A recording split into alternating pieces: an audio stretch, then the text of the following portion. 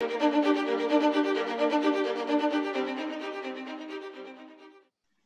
Gonçalves, a data scientist working at the intersections of data science and finance. Welcome back to the Data Exchange podcast. Thank you. It's good to be back. And the important thing about Bruno, for the purposes of this conversation, is that he actually came from the world of mathematical biology. So the types of modeling techniques that are relevant to COVID-19 and this global pandemic. And in fact, I had Bruno here sometime around in April. Things were just getting started. So he lives in New York City. I'm in San Francisco. We were both in shelter in place, and we still are both in shelter in place. But things have evolved since then, and quite differently for both coasts. So I wanted to bring Bruno back here for a status update. So Bruno, since we last spoke, how have these models performed? And have the modelers been making adjustments to their models? Yes. So the models performed exactly as one would expect, right? So what the model does is it shows you what are the consequences of what you're doing. Right? You have assumptions that go into the model, and then the model kind of extrapolates those assumptions going forward. Right? And what that means is that by changing the assumptions, you're essentially changing the scenario that you're observing. So Bruno, what's an example of an assumption for our listeners who aren't familiar with the space? Okay, so a simple assumption would be everyone goes on life as usual, nothing changes, people are interacting with one another, right? And this will give you one specific outcome. Right? Another assumption might be, I don't know, the transmissibility and the mortality of the disease are exactly the same as they were in Wuhan, for example. Right? So you grab the parameters from Wuhan and you say, okay, now we're going to run this in the US, and everyone will ignore it. Everybody will just go on life as normal, and essentially these assumptions in the scenario are essentially what the Imperial College did right at the beginning. The paper that kind of scared a little bit everyone. Right? Was basically saying, okay, everybody ignores this, nobody does anything. We just throw in the parameters for Wuhan, see what happens. What happens was not, I mean, what they forecasted happening was not a good thing necessarily. It was basically, if I remember correctly, like 2 million people dying in the US. But of course, that was under those assumptions, right? Everything is exactly as Wuhan. Everybody does everything that they were doing normally. What we're seeing, and what we've been seeing over the past few months, is that depending on where you are, people will behave differently. Right? So you will have places that went into very strict lockdowns. Everybody stayed home. Nobody was going out. So places like New York and even California in some areas. You have others where they decided to reopen the state even before the state was prepared, before the cases went down. So naturally, you saw the number of cases increase after that. So the idea is that the models kind of give you a perspective on what is likely to happen given these assumptions, right? You kind of have to specify the assumptions at the beginning, and then the models kind of simulate what the world will look like X days or weeks into the future. By the way, just to clarify, there is no monolithic model, right? So there's different models from different research groups all over the world. Yes, so everybody has their own little model. They're kind of like your babies, right? You spend a lot of time working on them, and they kind of, you know how they work, and you know all their quirks. Every group has its own model. The one that's most well known in the US is probably the IHME model that gets reported all the time, which is kind of the one that's guiding. This is the university. This is the University of Washington. Yes. And I say, so each model has its strengths and its weaknesses. They rely on different assumptions, which means that their results have different sets of error bars, let's say. Some will have larger error bars, some will have smaller, depending on what you're doing. Also, which is fine, because as with everything, there is a trade-off, right? So before you proceed, let me ask you a naive question. Okay. Can I do something like I would do in machine learning, which I would take these models and form an ensemble?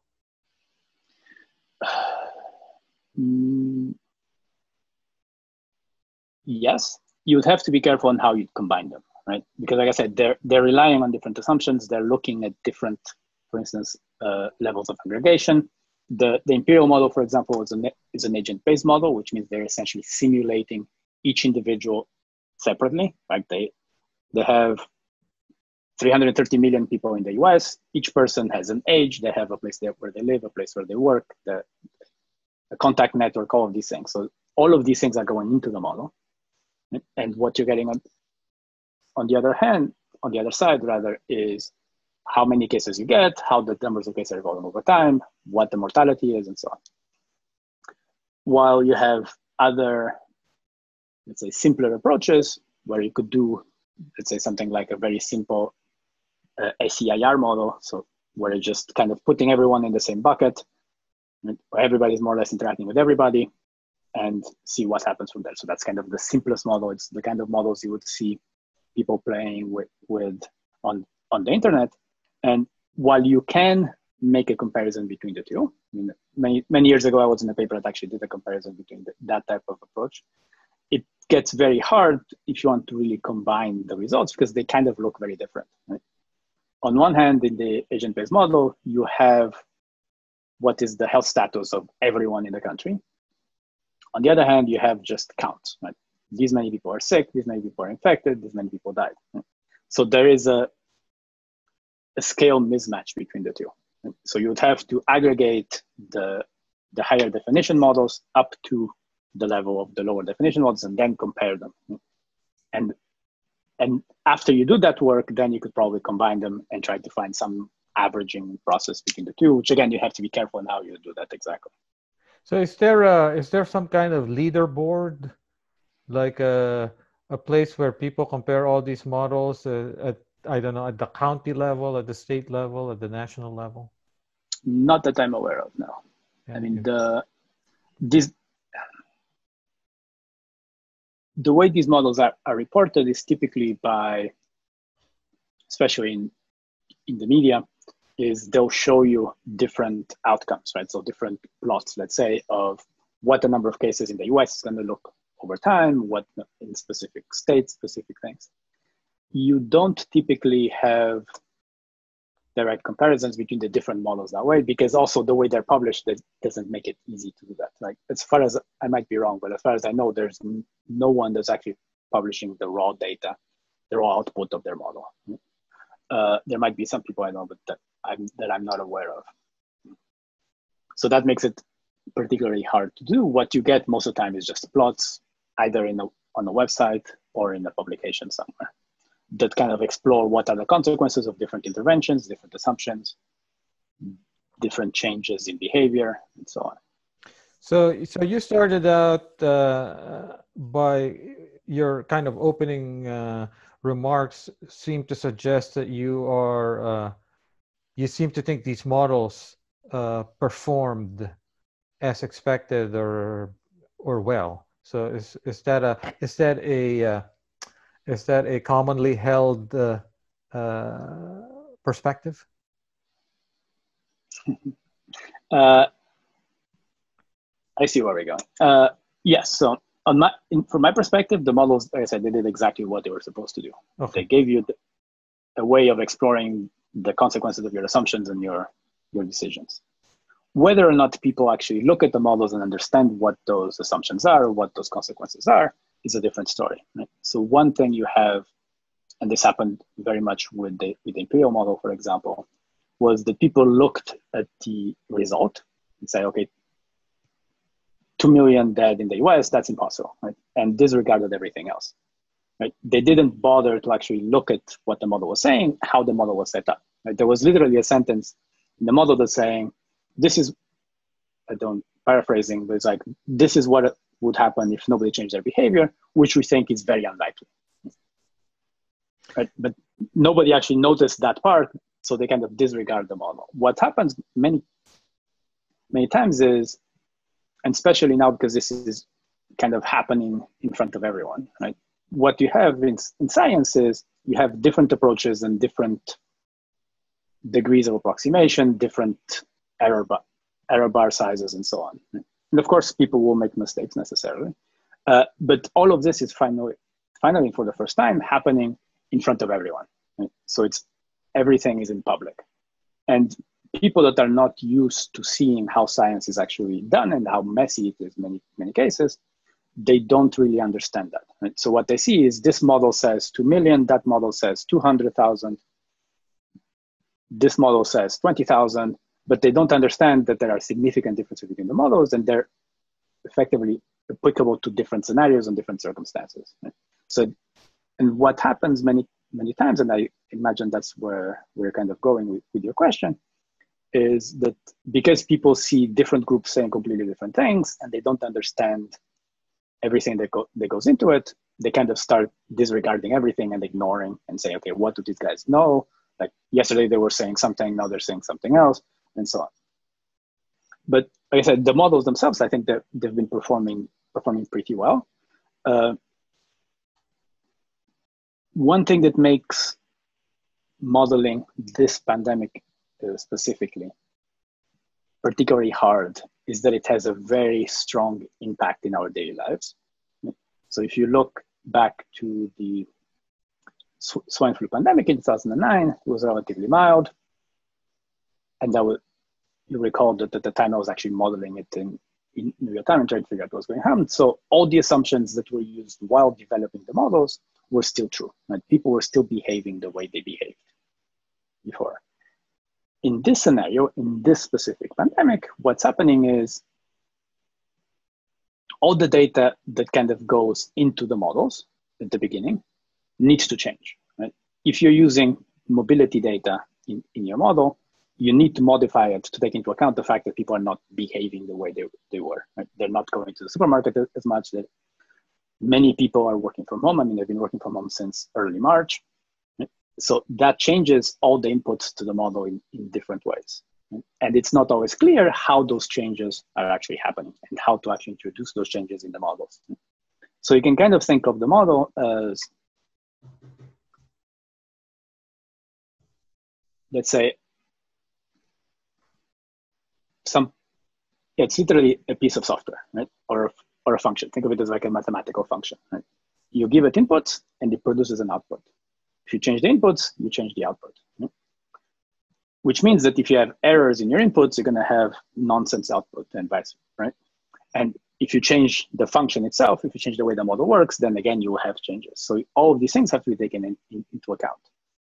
One thing that's very interesting academically in this model and makes the life of the people actually trying to do this seriously, actually trying to model things seriously, extremely complicated, is that, and this is something that economists, for instance, are used to dealing with for many years, is that the output of the model kind of modifies the inputs. Right? So you kind of have these feedback loops.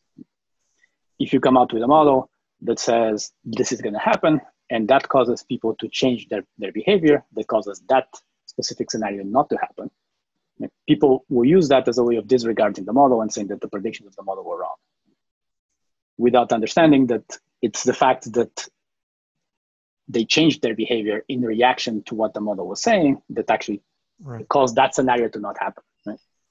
So let me ask you this. So I'm fascinated by these agent-based models. So like you said, so it models kind of 330 million agents in the U.S., the individuals, yes. right? So, and it probably the model of each, the way the dynamics of each individual agent depends on the assumptions for that agent. Like, is this agent wearing a mask? Is this agent staying at home, and so on and so forth? Exactly.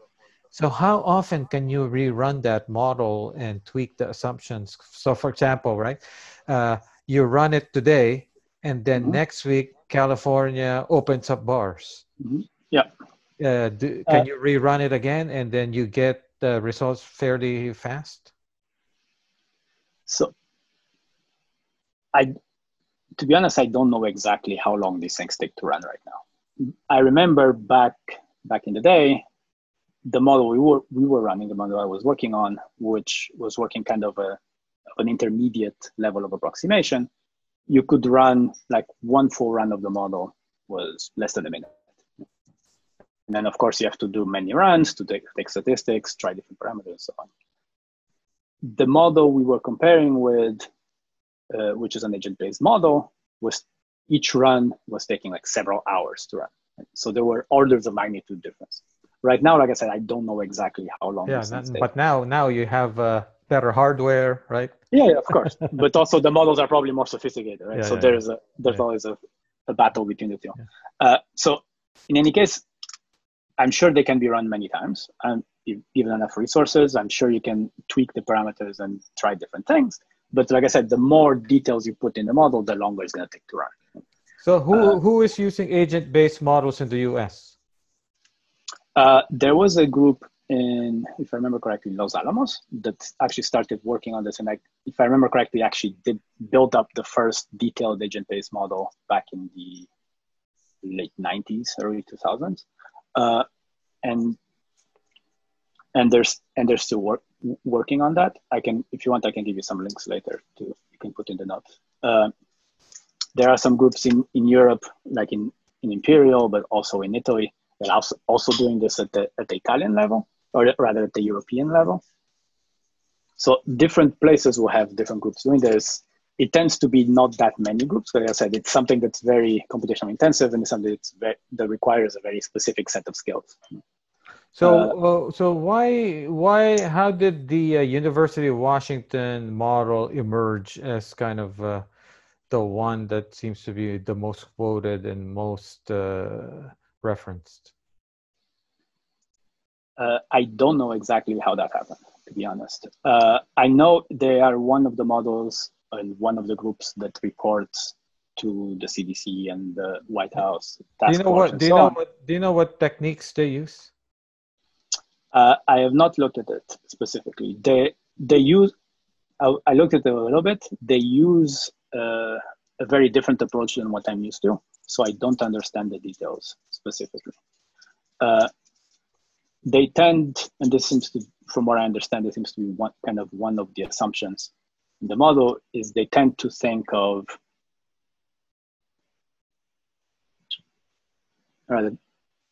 they tend to kind of assume that what happened in the past can be a guide to what's coming in the future, right? So that you can kind of, if you want to try to predict how the numbers of cases are going down, you can kind of look back and see how they went up and infer something from how they would go down based on how they went up. Depending on how people behave, again, this may or may not be true, right? If people start changing their behavior very quickly, if California reopens the bars all of a sudden, that's going to change the behavior. And that's kind of something we're seeing with many states, for instance, in the Sun Belt, which reopened very quickly. And now they're having very large spikes in numbers of cases because people, again, started behaving differently, going back to the way things were in a sense. And that caused an explosion of number of cases.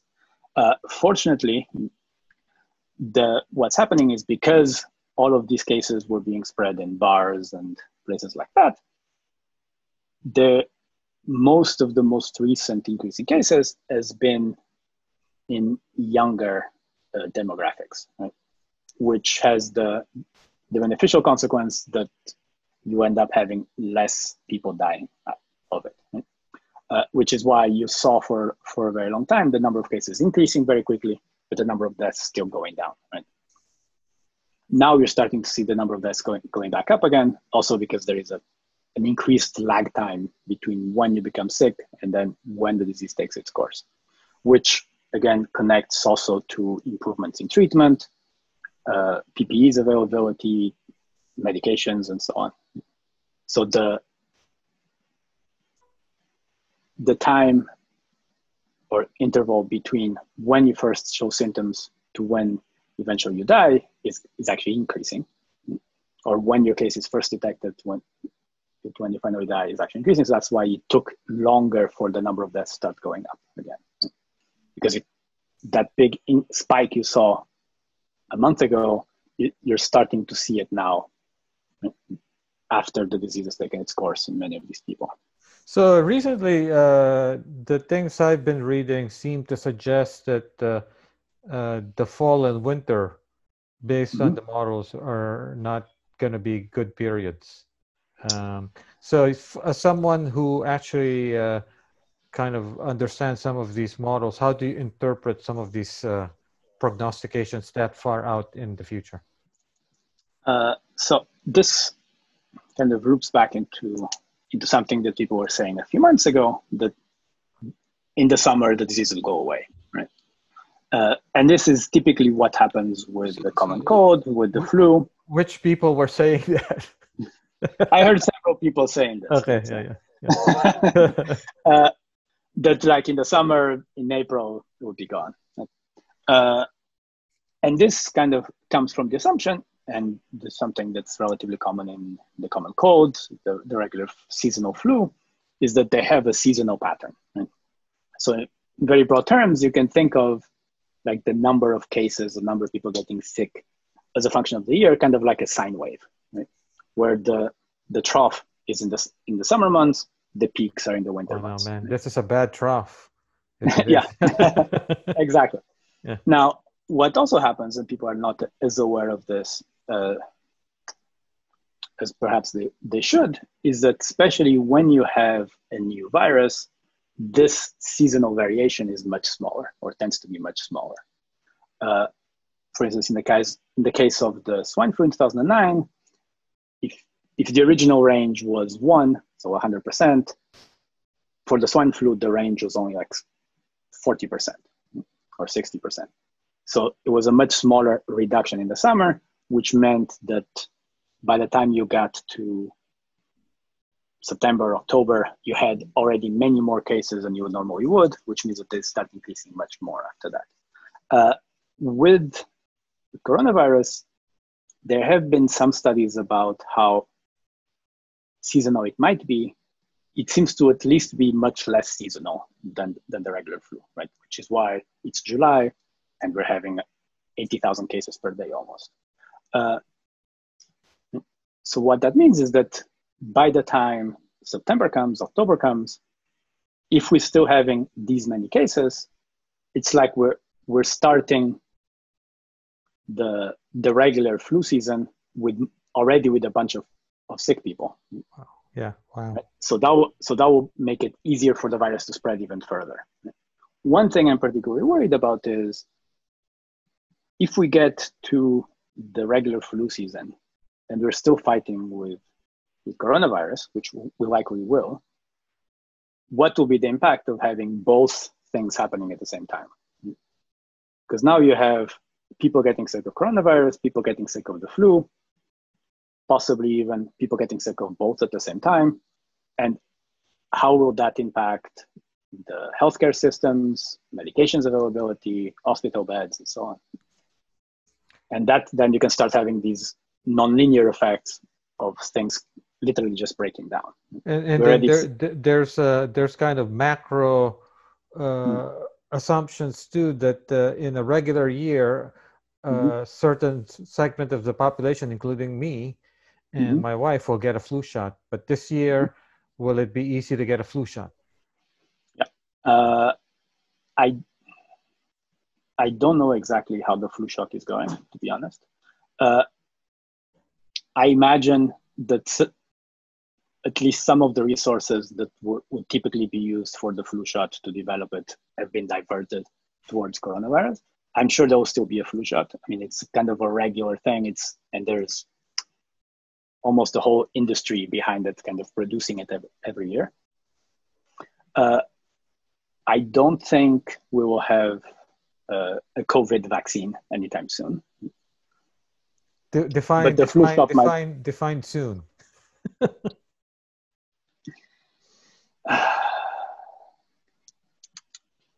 So, as far as I know, and I might be wrong, but as far as I know, there are no working vaccines for coronaviruses, period. The typical development time for a vaccine in general is 4 to 5 years. So the expectation that we might have a functional, widely available vaccine by the end of the year, in my opinion, is a bit of wishful thinking. There are some candidates that are very far along in the process. There's at least, if I remember correctly, 4 different vaccines that are in like phase 3, which is like the last phase where we're kind of making sure it's safe for everyone. And then after that, they will go into production. But even if they are approved and they go into production, it will still take a few months for the production to ramp up. Right? There is actually one vaccine that's actually being distributed already to the Chinese military, but I don't really know anything about it other than it exists and it's being distributed. Right. Hey, so I shared the paper with you about so a group of researchers are starting to look at augmenting some of their models with data from online platforms like social media and the like. So the idea here is somewhat similar to the old what was it called, the Google flu warning, which in the end turned out to be not so good, right? But the idea here is you take some of these data sources, you augment your forecasting models, but you don't rely only on these data sources. So what's your sense of this line of work? Okay, so but let me backtrack a little bit. You mentioned the Google Food Trends. So what Google Food Trends was doing, and this is kind of wraps around nicely with our discussion of models in the beginning. What they did was basically they trained a machine learning model, which kind of looked at how the queries for specific flu symptoms was evolving over time as a function of the year, and then they correlated this with the number of cases reported by the CDC. Right? And this worked very well for a few years. They were having lead times with respect to the CDC of several weeks, maybe 2 weeks. Also because it takes some time for the CDC to aggregate all the reports and process the data and generate the curves. You can actually if you go to the CDC website now and look at the flu data, it has a lag of at least 2 weeks typically.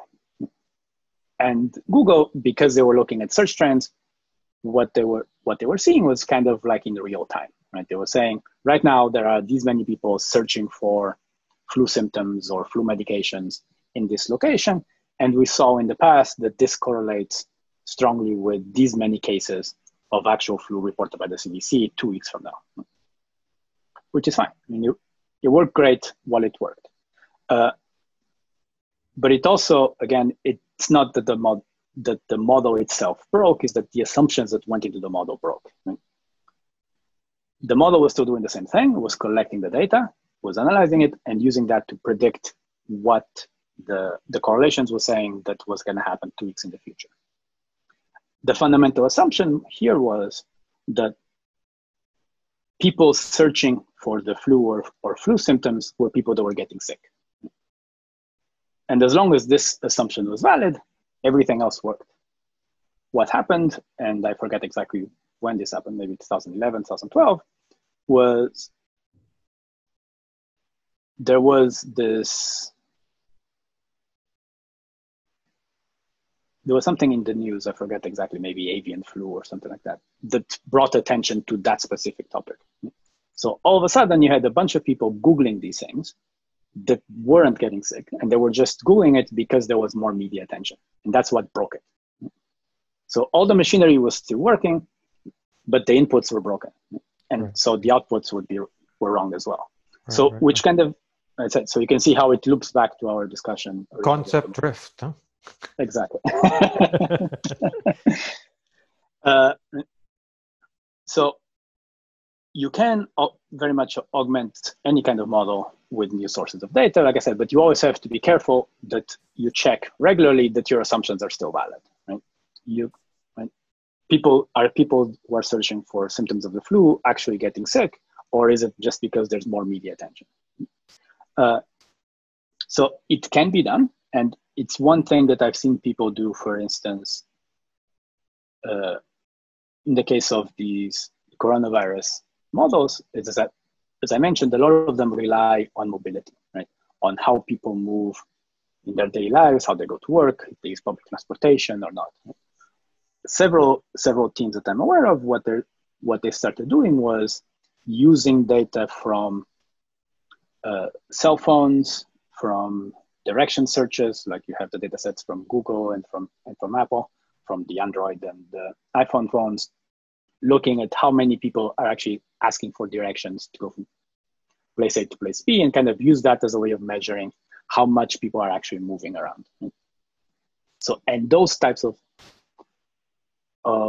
let's say, alternative data sources, I think will be very useful and are proving to be very useful and can be added very quickly into this type of models, right? Because it's something that plugs in very nicely, and it's something that you can see how it would be reflective of what people are doing. There are I've seen at least some blog posts mentioning things like looking at declines in number of restaurant reservations or number of credit card transactions, and that I was thinking to time also to use that. If you're talking specifically about looking at like social media posts, like Twitter, Facebook, and that type of thing, it becomes a lot iffier, right? You have, as I'm sure you're aware, there's a whole industry generating bots to create activity, to try and make things trend. So there's all sorts of other things that can muddle the waters, right? That in a sense can pollute the input data and makes it much harder to actually do it. I've seen, of course, people using mostly Twitter, because I'm more familiar with the Twitter world, to look at sentiment, like how are people feeling about what's going on in the world? Are they getting more depressed, happier, and and trying to use that as a way of correlating to the way people might behave, right? If you're feeling happy and very upbeat, maybe you're less likely to be careful, right? Or to wear masks and so on. So it's something very powerful. It's something that I think can have a very strong impact. You need to be careful on how you use it, right? And you need to make sure that all of your assumptions are valid and remain valid as long as you're using the model. So as best as you can tell, Bruno, have there been major advancements or major adjustments to any of the models, or has anyone over the last few months emerged and said, hey, we have a brand new way of modeling everything? No. So I haven't seen anything that was like completely revolutionary. I thought you were going to say yes, deep learning.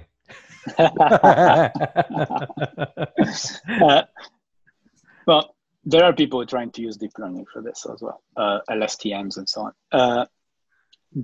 I haven't seen anything significant.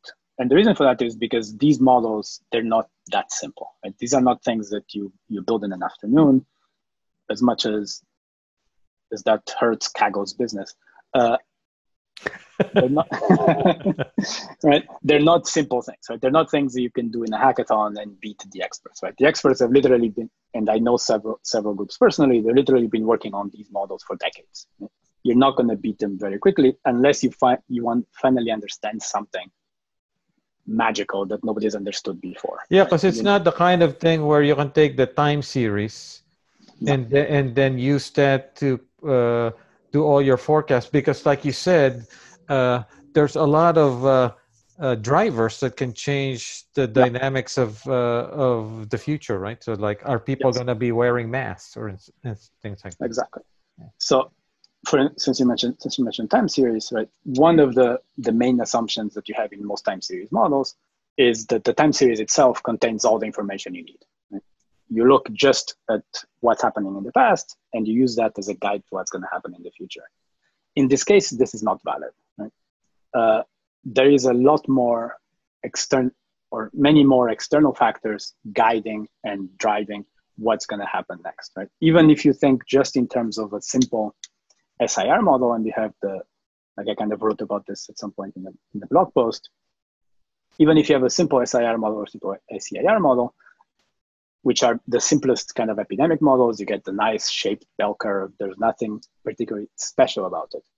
But as soon as you allow the parameters to change over time, right? So the infectiousness of the model changes because people stopped wearing masks. Right?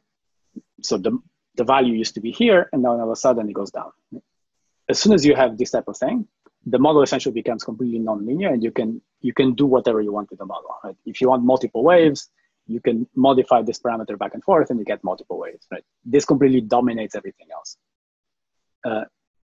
So it becomes very hard to actually try and use the past as a guide to the future, because the parameters of the model itself, all this machinery kind of is evolving over time.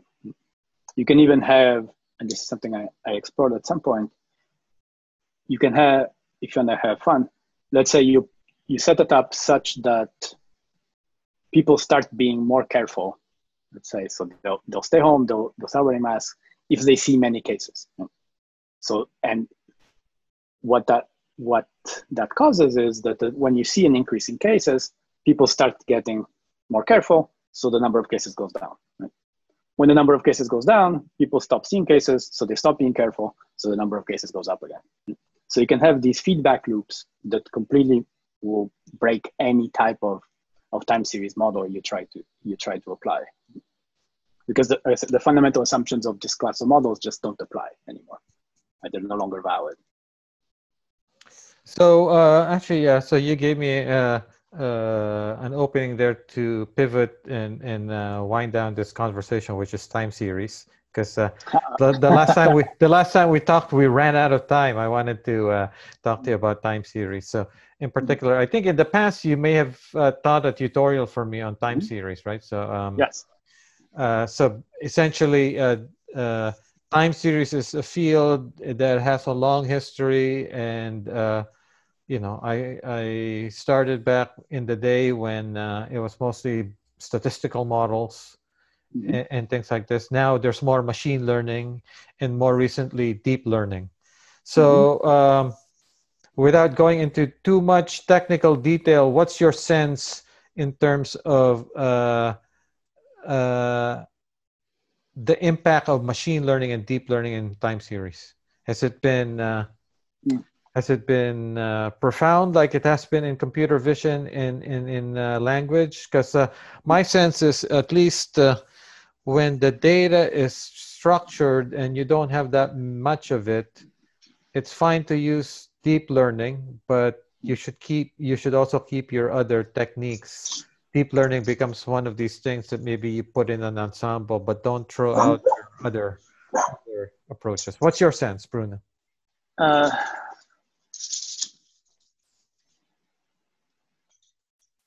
So how do I put this like in a PC way? You don't have to be. No. It's better. Opinions are better. Yeah. Opinions. It's a podcast, man. No. So I think there's definitely a lot that can be done with like recurrent neural networks, LSTMs, GRUs. And I included some of that in my tutorial when I was teaching at the Strata or AI. There's still a lot of issues there, right? So these type of architectures were built for a very specific scenario, right? You have values that are evolving over time, that they kind of correlated over time. In many cases, if you're not careful, you either are just memorizing the values that you're seeing, right? Because these architectures, especially with deep learning, you have almost an infinite number of parameters. Right? So it's very easy to overfit things. And it's very easy to, and this is something you see a lot, for instance, if you Google forecasting the stock market with LSTMs or something like that, you always see this type of a process where the LSTM is kind of just repeating the last value it saw. Right? So you kind of get a perfect forecast just shifted once because it's just saying what the last value was. So there's a lot of nuances to it, and you have to be very careful the way you structure things if you're actually trying to capture some useful information. That being said, you also can't just throw in, grab an LSTM out of the box and throw in a time series, right? You still have to do all the pre-processing you would do with traditional, more statistical like time series methods, right? You still have to detrend it. You still have to make sure you don't have strong seasonalities, all of those things that you would have to do if you're building an ARIMA model, for example, or a GARCH model, right? In most practical applications, I would probably suggest or recommend that you start with these simple models, right? Start with an ARIMA model, start GARCH model, where you can actually understand exactly what it's doing before building up and going from there, right? One simple thing, for instance, one. But Bruno, there's also, so there's deep learning. And by the way, people are also, beyond the LSTMs, people are also using convolutional neural networks, right, for time So series. I was gonna, yeah. But set deep learning aside, but what about just machine learning, other machine learning techniques for time series? Oh, you can, for sure. But again, you have to be careful what you're doing, right? So you mentioned convolutional neural networks. Right? If you just do a direct application of a convolutional neural network to a time series, in the simplest possible case, what you end up with is a fancy version of an AR model, or an autoregressive model, because that's kind of working in the same way. Right? So the point I'm trying to make is that it's perfectly fine to use these more sophisticated models, but you kind of have to understand what they're doing and how they relate to what other people were doing before. Right? And to give you another example, or can you use them? So there's two things, right? So one, use basically everything that you're familiar with and form an ensemble. And secondly, maybe you can use some of these machine learning techniques to discover some of the parameters of your parametric models. Yes. So one of the things I think is very useful is using different techniques and different machine learning approaches to try and get features that then you can use to build up your model. Right? One thing I'm a bit concerned about is, and this is a bigger problem that doesn't refer just to time series, is people using black boxes that they don't understand. Right? So when I'm teaching this type of thing, one of the points I always try to make is to actually look inside the box and see what it's actually doing and kind of dig into the details. Because like I said, but Bruno, there's all these explainability open source tools now. No, just kidding. Exactly. No. There are, exactly, which is why you should use them. Yeah. What about, let's take a step back.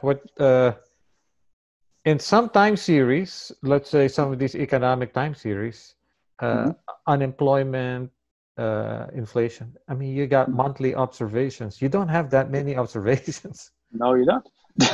Right. And a lot of them are correlated with one another. Right? So you have these very strong correlations. You have causal effects between one series and the other. You have some of them, for instance, you have very different ways in which they're collected. So they kind of depend on very different assumptions. So you mentioned unemployment. There's basically two ways of getting an unemployment number. So there is a very quick general survey they do like once a week. There is a more in-depth one where they kind of get data from many more companies, and that one happens once a month. So if you try and mix in the data and if you try and combine things, you might get in trouble, right? So you mentioned explainability, like kind of one of the hills I'll die on, in a sense, is that you should always understand what you're doing, right? And you shouldn't just throw black boxes at things and hope for the best, because at some point they're going to break, right? And you will have no idea why. And even if they work, they might not be working for the right reason. If the consequences of breaking is not bad, maybe you can forge ahead. But in certain domains, the consequences are serious, right? Yeah. I mean, if going back to the epidemics, if the model breaks and because of that 10,000 more people die, that's a big deal, right? Right. In terms of economics, like if you're investing in the stock market, if your model breaks and you lose a few $1,000,000, that can also be bad, right? So of course it all depends on the context. So if you're playing around at home with models, it's fine to try different things and see what works best, what works worse, and kind of explore the different possibilities. When you have actual lives or actual money on the line, then of course you have to understand what you're doing. Yeah, and so actually, just generally speaking, I think this whole topic of model governance, which includes model review, model testing, which I think this model explainability topic that we've been discussing falls under, Yes. will have to be taken more seriously by companies as they use more and more machine learning, right? So Yes. before you push something out to production, it has to go through a formal review process, and a lot of these issues that you brought up will have to be accounted for. Yes, and also, I mean, that's in a sense one of the reasons why you're starting to see a shift in what people call data scientists, right? So it used to be that a few years ago, a data scientist was anyone who can put together a few lines of scikit-learn and get a plot at the end, right? Now you're starting to see that kind of people are becoming a lot more specialized and a lot more serious about the way they're doing things. And even some companies starting to kind of make a clear distinction between what's a data scientist, what's a data engineer, what's a machine learning engineer, and try segment things a bit better to kind of also adjust the expectations of who's applying for the job and what kind of people will apply for those jobs so that they can sort out through the applications and fill those positions. Right? And with that, so we're out of time. I didn't have time to talk to Bruno about the many cool articles he's been writing about COVID, but I will make sure to link to them in the show notes. But also, we'll make sure we have Bruno back here towards the end of the year for another update. Hopefully, a less somber update at that point. But, hopefully with a vaccine by then, but we'll see. Maybe not, but hopefully at least things have settled down, because I think since we last talked, things have gotten worse actually, right? So. Yes, I mean, we talked, if I remember correctly, sometime in April. Yeah. The first peak in the US was around May-ish, and now and then it kind of went down until beginning of June. So the peak was around 30,000 cases per day. The trough was around 20,000, and now we're close to 80,000, right? So it kind of quadrupled in the last couple of months. But when we last talked, you're based in New York City. You folks were kind of the epicenter at that time, right? Yes. So back in the day, basically everything was happening kind of in the Northeast. Right now, it kind of moved to the quote unquote Sun Belt. So California, Texas, Arizona, Florida. Also because at least some of those states reopened a bit faster than they would have, or that they should have. Right? And it was something I was kind of fearing in the beginning, is that people will put up with restrictions and they'll put up with limitations in what they can do if they understand why they're there and they see the direct impact of what they're doing. Right? In many cases, because there is always a lag time. Right? Even if everybody tomorrow would just freeze in place for 3 weeks, it would only be at the end of those 3 weeks that you start seeing the cases go down, right? Because there is that lag time. So you can convince people to do something for 1 week, 2 weeks, maybe 3 weeks, but after that, people start getting bored and they start rebelling in a sense, right? Right. Especially if they don't see any immediate effect. Right? You see everybody frozen in place, staying at home, and the numbers still going up, right? Because there's that lag time between what you do and what you observe. Right. All right. Thank you, Bruno, Thank you. and we'll have you back towards the end of the year. Excellent. Thank you so much. It's a pleasure.